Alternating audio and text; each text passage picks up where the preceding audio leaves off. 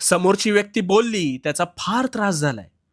परिस्थितीला सामोरं कसं जावं हे कळत नाहीये ना तुला? आता आज मी तुला एक असा आरसा दाखवणार आहे, की तुझी ही घालमेल आहे ना, ही घालमेल कायमची थांबेल. आता शांतपणे अगदी अखेरपर्यंत लक्षपूर्वक ऐक. तू जिथे कुठे आहेस, ह्या जगात ह्याच क्षणाला कुणीतरी खूप खुश असेल, कुणी दुःखी असेल, कुणाचे पोट भरत नसेल, तर कुणी ऐशोआरामात जगत असेल. कुणीतरी जन्माला येत असेल, तर कुणी मृत्यू पावत असेल. ह्या परिस्थितीत तू काही बदल करू शकतोस का रे? नाही ना?